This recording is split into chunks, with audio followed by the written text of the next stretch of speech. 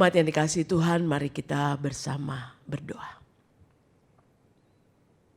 Ya Allah Bapa yang kami kasihi, yang juga sangat mengasihi kami, yang senantiasa menganugerahi rahmat yang besar dari hari ke hari, dari waktu ke waktu. Kami bersyukur saat ini kami memiliki kesempatan untuk kami membaca dan merenungkan beberapa bagian firman Tuhan. Karena itu biarlah Roh Kudus boleh beracara di dalam kami, meliputi kami dan menaungi kami. Agar setiap kami boleh memahami firman dengan benar, boleh mengerti hikmat-Mu, dan kami boleh disegarkan jiwa kami. Karena itu ya Bapa, berfirmanlah, karena kami sedia untuk mendengar. Di dalam Kristus kami berdoa. Amin.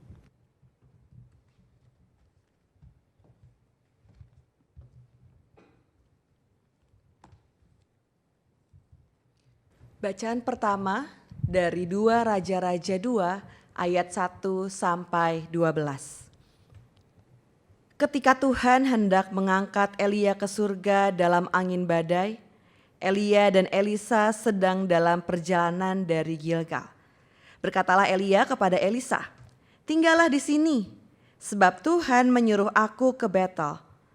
Tetapi jawab Elisa, "Demi Tuhan yang hidup dan demi hidupmu sendiri, aku tidak akan meninggalkan engkau." Lalu mereka pergi ke Betel.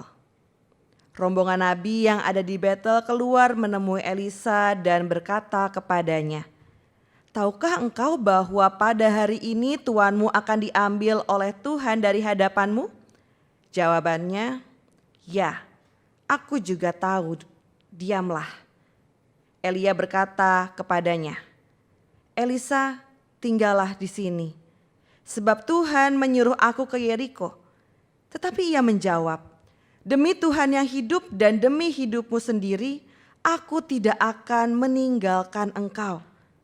Lalu sampailah mereka di Yeriko. Rombongan nabi yang ada di Yeriko mendekati Elisa dan berkata kepadanya, "Tahukah engkau bahwa pada hari ini tuanmu akan diangkat oleh Tuhan dari hadapanmu?" Jawabnya, "Ya, aku juga tahu, diamlah." Elia berkata kepadanya, "Tinggallah di sini, sebab Tuhan menyuruh aku ke sungai Yordan." Jawabnya, "Demi Tuhan yang hidup dan demi hidupmu sendiri, aku tidak akan meninggalkan engkau." Lalu keduanya melanjutkan perjalanan. 50 orang dari rombongan nabi itu berjalan lalu berhenti agak jauh dari mereka. Sementara keduanya berdiri di tepi sungai Yordan.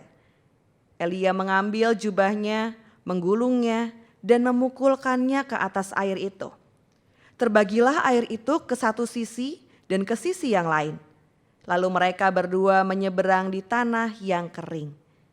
Sesampainya di seberang, Elia berkata kepada Elisa, "Mintalah apa yang dapat kulakukan untukmu sebelum aku diangkat dari hadapanmu." Jawab Elisa, "Kiranya aku mewarisi 2 bagian dari kuasa kenabianmu." Kata Elia, "Engkau meminta hal yang sukar.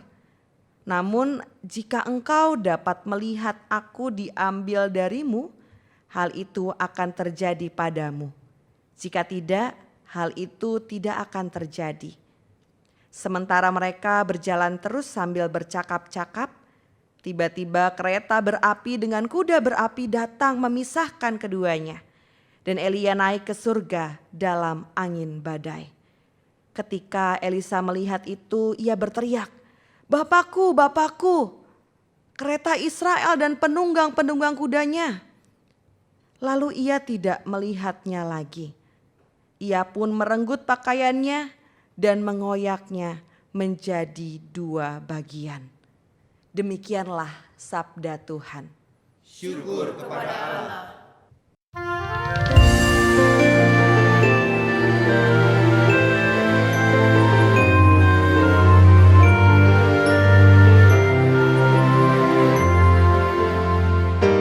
Dari Sion puncak keindahan, Allah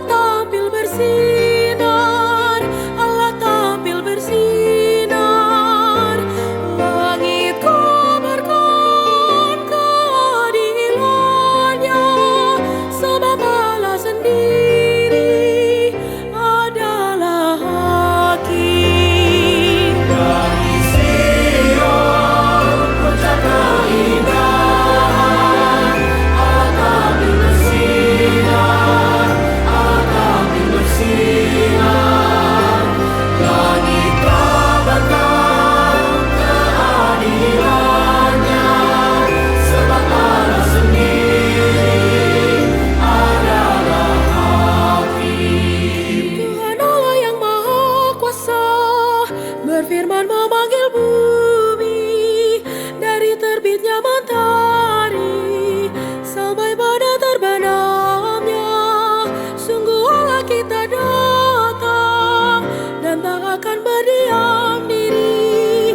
Api menjilat di depannya, badai dahsyat di sekitarnya.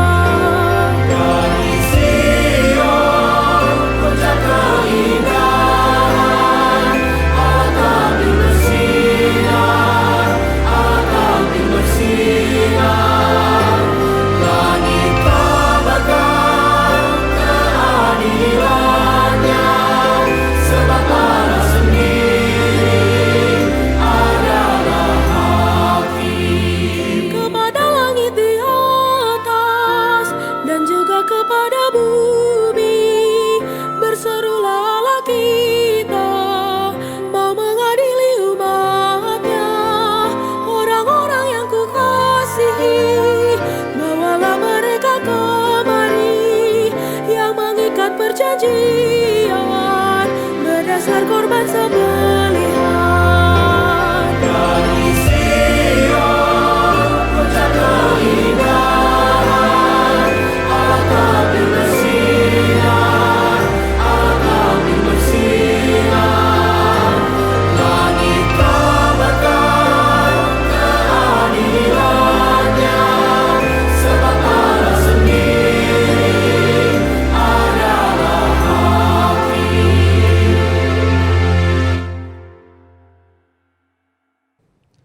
Bacaan kedua dari surat 2 Korintus 4 ayat 3 sampai 6. Jika Injil yang kami beritakan masih tertutup juga, Injil itu tertutup untuk mereka yang akan binasa, yaitu orang-orang yang tidak percaya, yang pikirannya telah dibutakan oleh ilah zaman ini, sehingga mereka tidak melihat cahaya Injil tentang kemuliaan Kristus yang adalah gambar Allah.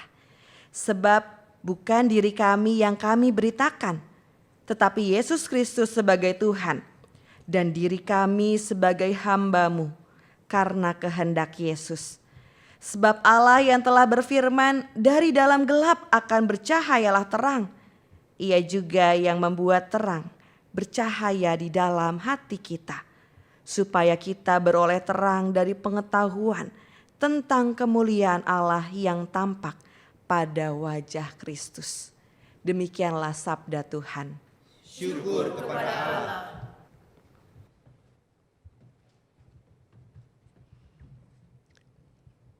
Umat Tuhan, bacaan Injil menurut Injil Markus pasal 9 ayatnya yang kedua sampai dengan ayatnya yang ke-9. Demikian. 6 hari kemudian Yesus membawa Petrus, Yakobus dan Yohanes, dan bersama mereka Ia naik ke sebuah gunung yang tinggi. Di situ mereka sendirian saja. Lalu Yesus berubah rupa di depan mata mereka. Dan jubahnya sangat putih berkilauan. Tidak ada seorang penatu pun di dunia ini yang dapat memutihkan pakaian seperti itu. Lalu tampaklah kepada mereka Elia bersama dengan Musa. Keduanya sedang berbicara dengan Yesus. Kata Petrus kepada Yesus, "Rabi, sungguh baik kita berada di tempat ini. Biarlah kami dirikan 3 kemah, 1 untuk engkau, 1 untuk Musa, dan 1 untuk Elia." Ia tidak tahu apa yang harus dikatakannya, karena mereka sangat ketakutan. Lalu datanglah awan menaungi mereka, dan dari dalam awan itu terdengar suara, "Inilah anakku yang terkasih, dengarkanlah dia." Tiba-tiba sewaktu memandang sekeliling, mereka tidak melihat seorang pun lagi bersama mereka, kecuali Yesus seorang diri. Pada waktu turun dari gunung itu, Yesus memperingatkan mereka supaya jangan menceritakan kepada siapapun apa yang telah mereka lihat itu sebelum Anak Manusia bangkit dari antara orang mati. Demikianlah Injil Yesus Kristus. Berbahagialah mereka yang mendengarkan firman dan yang memeliharanya.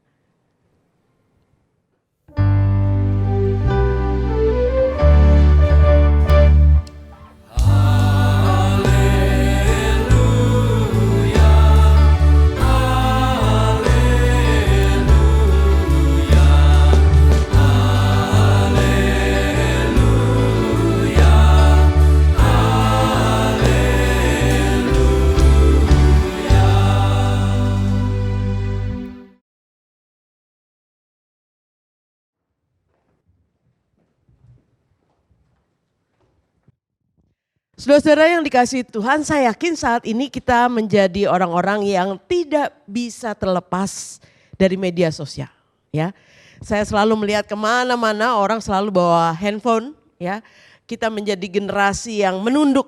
Ya, dimanapun, ketika sedang antri di rumah sakit, ketika sedang menunggu bis, ketika sedang berada di kesendirian, saya yakin kita semua tidak bisa terlepas dengan media sosial kita. Ada 3 tipe orang ya dalam rangka bersahabat atau berelasi dengan media sosial.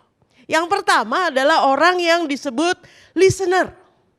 Orang yang mengamati ya, selalu scroll ya, entah Instagram, Facebook dan sebagainya, YouTube, melihat apa sih yang sedang terjadi ya, mencermati. Tapi orang yang jadi listener ini biasanya dia tidak suka terlibat lebih banyak. Mungkin dia tidak akan melike ya, karena dia tidak mau meninggalkan jejaknya ya di dunia digital itu. Yang kedua adalah tipe orang yang disebut sebagai aktivis. Orang yang selalu rajin ya, men-share, rajin untuk membuat orang lain tahu dia sedang ada di mana, apa yang sedang dia lakukan, dia sedang liburan di mana, dia sedang makan apa ya, sebelum makan difoto dulu lalu di-share sehingga orang bisa tahu oh dia ada di sini, dia ada di sana dan dia tidak mau orang tidak tahu dia di mana dan dia sedang mengerjakan apa. Itu tipe yang kedua, tipe aktivis. Dan ada tipe yang ketiga adalah social butterfly. Tipe yang ketiga ini menarik. Tipe yang ketiga ini adalah tipe yang membuat Anda seolah-olah selalu tidak mau ketinggalan. Mengikuti apa sih yang sedang dia lakukan. Dia membuat Anda tidak mau ketinggalan, kehilangan berita, upload yang terakhir. Sehingga Anda merasa terhubung dengan orang itu. Anda merasa dekat dengan orang itu. Anda merasa mungkin juga akrab dengan dia. Dan itulah sebabnya biasanya social butterfly ini memiliki follower yang luar biasa jumlahnya. Nah kalau saya mau bertanya nih, kira-kira Anda termasuk tipe yang mana nih? Yang listener, yang aktivis, atau social butterfly? Yang punya follower banyak karena selalu mengikuti Anda. Kira-kira yang mana? Nggak ada yang ngaku ya. Padahal ada yang ketiga sih mungkin di antara yang ada di depan ini ya. Kalau saya sendiri kayaknya tipe listener aja ya. Saya nggak banyak memberi like kepada orang lain. Saya cuma mengamati, oh jemaat saya ini sedang jalan-jalan mungkin ya. Jemaat saya ini sedang ada di kota lain atau dia mungkin di rumah sakit memperlihatkan infusnya dan memfoto infusnya dan share. Kadang-kadang juga begitu ya. Itulah sebabnya tiap kita punya kebiasaan yang berbeda.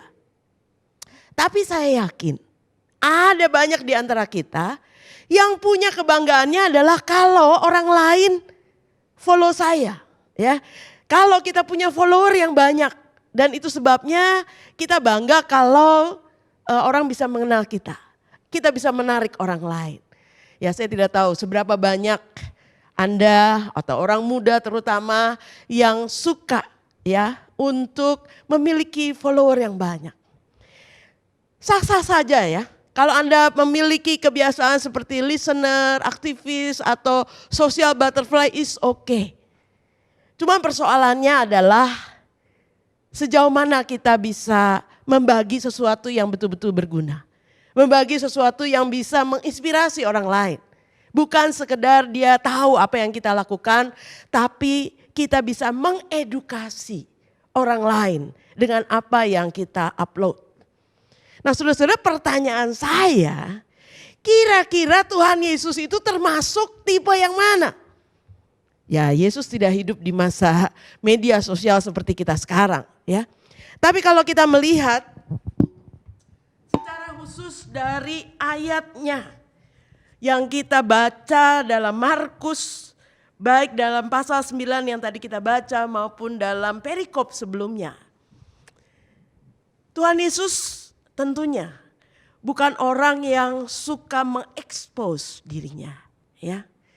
Bahkan dikatakan berkali-kali Yesus memiliki kesempatan-kesempatan untuk dia bisa membuat orang lain tertarik pada dia, tapi Yesus menahan dirinya.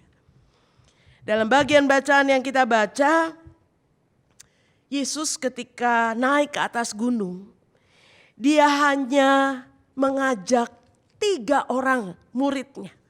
Murid yang pada saat itu cukup dekat dengan Yesus. Murid yang mungkin lebih dipercaya atau sangat dia percaya, yaitu Petrus, Yakobus, dan Yohanes.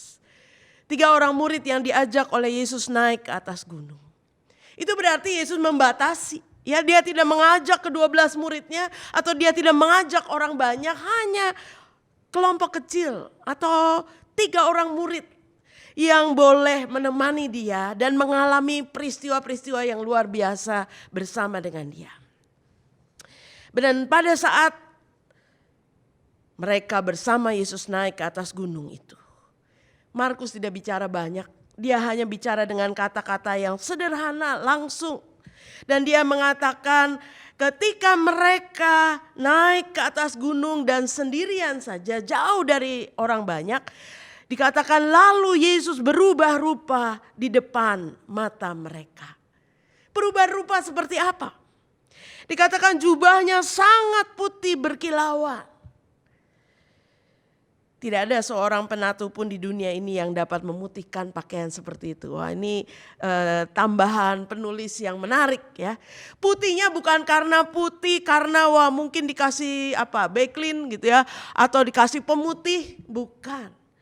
Karena putih yang terlihat adalah putih yang berkilauan yang belum pernah dilihat. Itu yang menunjukkan bahwa perubahan rupa Yesus adalah perubahan rupa yang belum pernah mereka saksikan sebelumnya. Kisah perubahan rupa inilah yang disebut dengan transfigurasi. Dan saudara-saudara, transfigurasi inilah yang pertama kali dilihat oleh 3 muridnya. Kisah transfigurasi ini adalah kisah peneguhan tentang siapa Yesus, jati diri Yesus. Bahwa Yesus bukan orang biasa, bukan orang yang menjadi bagian dari mereka saja. Tapi Yesus adalah seorang yang luar biasa. Bahkan suara yang terdengar dari dalam awan meneguhkan dengan mengatakan, inilah anakku yang terkasih, dengarkanlah dia. Itu berarti kisah transfigurasi ini adalah peneguhan dari Allah sendiri tentang siapa Yesus, bahwa dialah sang anak Allah, bukan sekedar yang dikasihi, tapi yang terkasih, yang terutama, yang sangat dikasihi oleh Allah. Dan oleh karena itu saudara-saudara, kita melihat dari transfigurasi ini betapa Yesus memiliki kemuliaan yang besar, kemuliaan yang berasal dari Allah. Kemuliaan ilahi. Dan itu sebabnya transfigurasi ini adalah sesuatu yang hanya boleh dilihat oleh sedikit orang. Hanya 3 orang murid. Karena Yesus tidak mau orang banyak menyaksikannya kemudian mensalah artikan kemuliaan Yesus. Sebab kemuliaan yang Yesus tunjukkan atau yang Allah hadirkan dalam diri Yesus adalah kemuliaan yang akan menjadi utuh ketika Yesus mengalami penderitaannya. Dalam perikop sebelumnya dikatakan Yesus berkata-kata kepada murid-muridnya bahwa sebentar lagi anak manusia akan menderita, sebentar lagi anak manusia akan ditolak, akan dibunuh dan bangkit sesudah 3 hari. Penderitaan akan dialami oleh Yesus. Tapi sebelum mengalami penderitaan itu Yesus dimuliakan. Itu berarti penderitaan Yesus bukanlah tanda bahwa Allah tidak menyertai Yesus. Tetapi justru karena Yesus adalah anak Allah yang terkasih, maka Allah menunjukkan kemuliaannya supaya Yesus semakin siap untuk menghadapi penderitaannya dan menunjukkan solidaritasnya kepada manusia yang berdosa. Sehingga Yesus mau mati di kayu salib bagi kita manusia yang berdosa. Itu berarti kemuliaan Yesus dalam kisah transfigurasi ini tidak dimaknai terpisah dengan salib dan solidaritas Yesus bagi manusia. Sebab oleh karena saliblah maka Yesus dipermuliakan oleh Sang Bapa. Supaya Yesus boleh menjalankan misinya dengan sempurna. Dan dalam bacaan ayatnya yang keempat dikatakan, setelah itu tampaklah kepada mereka Elia bersama dengan Musa, keduanya sedang berbicara dengan Yesus. Menarik. Dalam transfigurasi bahkan dihadirkan Elia dan Musa, 2 tokoh yang luar biasa di dalam kehidupan bangsa Israel. Musa adalah pembawa kehendak Allah atau hukum Allah, memperkenalkan 10 hukum kepada bangsa Israel. Dan juga membawa bangsa Israel keluar dari perbudakan Mesir. Dan Elia adalah penegak kehendak Allah yang menyadarkan lagi bangsa Israel bagaimana setia untuk menyembah Allah. Sehingga dia berani berhadapan dengan 450 nabi Baal untuk memperlihatkan siapa Allah yang sesungguhnya. Dan mereka dihadirkan untuk bersama mendukung Yesus yang akan menjalani penderitaannya. Sebab Yesus adalah yang akan menggenapi janji Allah bagi dunia ini. Karena itu kehadiran Musa dan Elia menunjukkan ada kontinuitas dalam rancangan ilahi bagi umat manusia dari waktu ke waktu. Dan saudara-saudara, transfigurasi Yesus yang kemudian ditambahkan dengan kehadiran Musa dan Elia membuat Petrus, seorang murid Yesus yang selalu lebih inisiatif dari murid yang lain, yang selalu lebih responsif untuk menunjukkan sesuatu yang ada dalam dirinya dan dia langsung ungkapkan itu tanpa ragu-ragu. Dalam ayatnya kelima dikatakan Petrus berkata kepada Yesus, Rabi, sungguh baik kita berada di tempat ini. Mari kita dirikan 3 kemah. 1 untuk engkau, 1 untuk Musa, dan 1 untuk Elia. Saudara, apa yang ditunjukkan oleh Petrus? Petrus ingin berlama-lama untuk menikmati kemuliaan Yesus, untuk menikmati kebahagiaan di mana dia bisa melihat Yesus bersama dengan Musa dan Elia. Itu pengalaman yang luar biasa.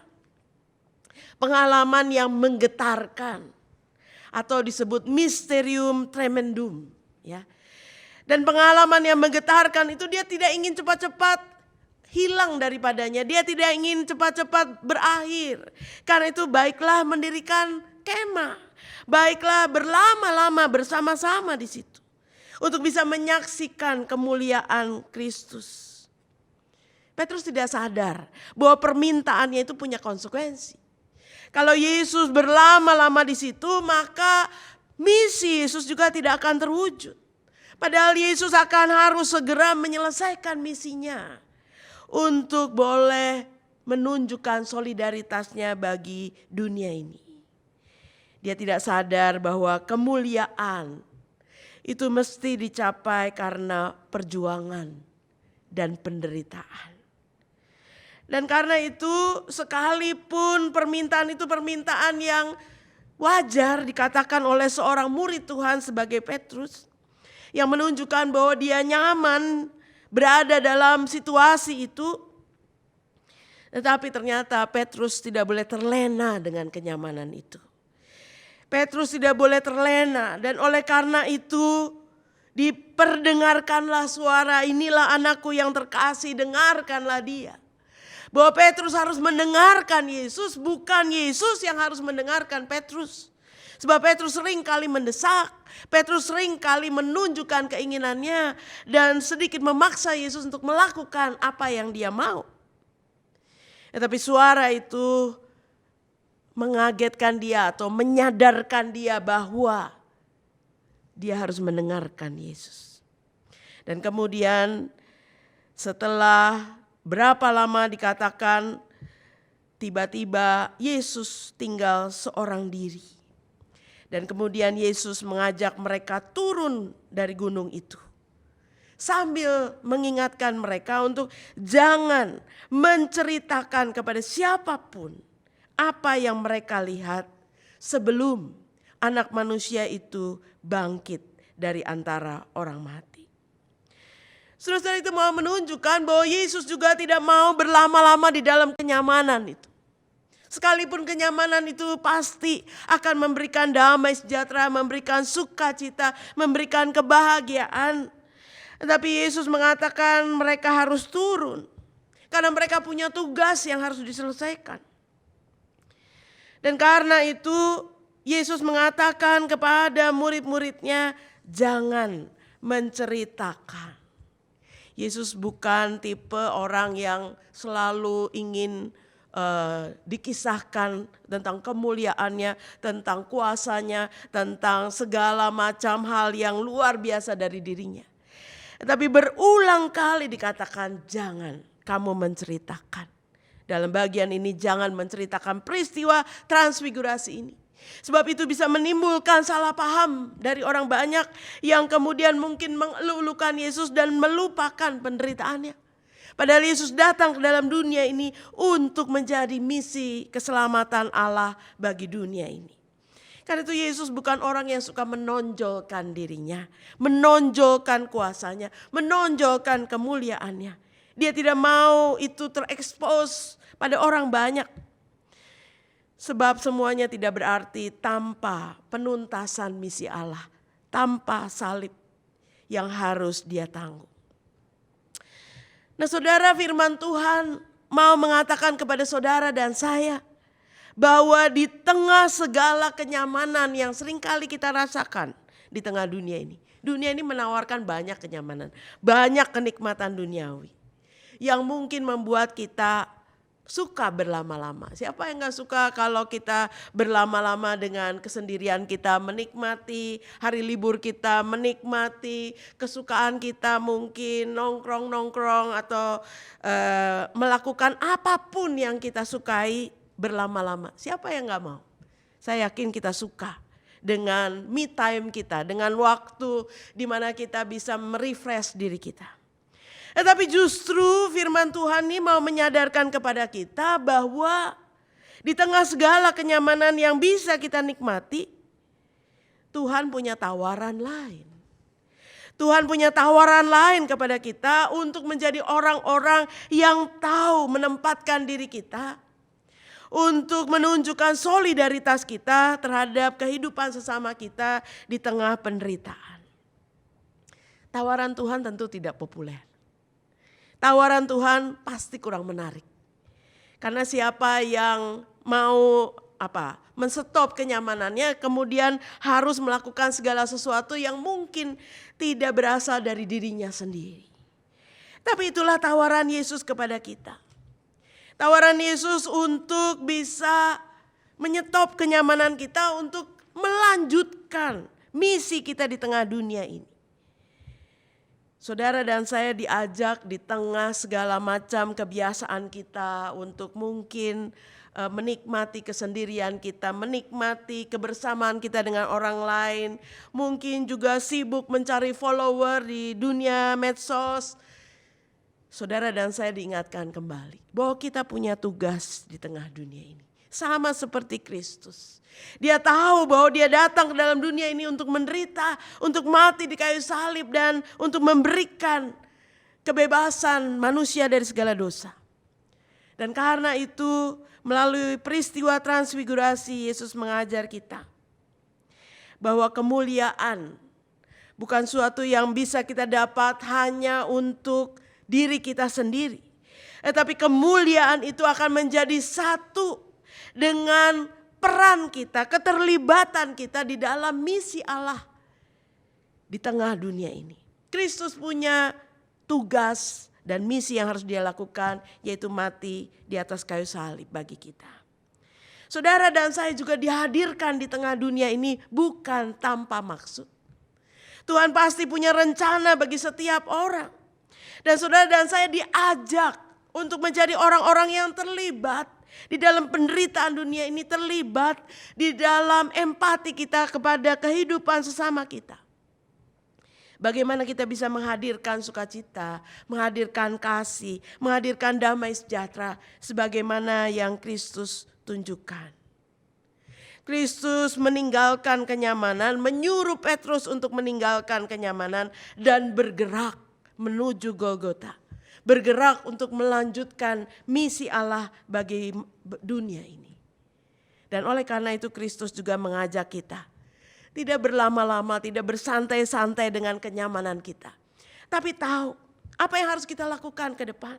Tahu apa yang Tuhan ingin kita lakukan dalam hidup ini.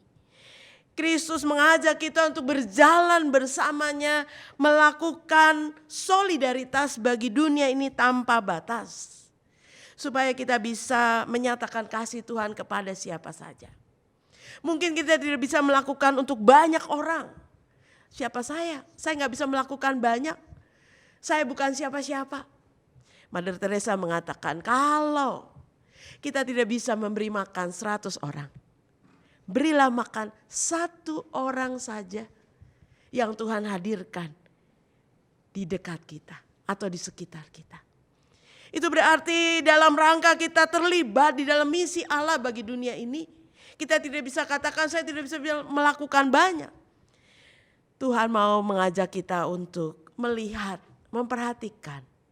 Sehingga kita mau ambil bagian untuk solidar terhadap kehidupan sama kita. Mungkin hal yang terbatas, hal yang sedikit, hanya berbagi hal yang sederhana. Tapi kita mau ambil bagian melakukannya bagi Tuhan. Tuhan mengajak kita untuk berjalan bersamanya. Tuhan mengajak kita untuk ikut jalannya. Tuhan mengajak kita untuk mengikuti teladannya. Supaya dunia ini bisa melihat kasih-Nya yang besar. Yang terpancar melalui saudara dan saya. Amin.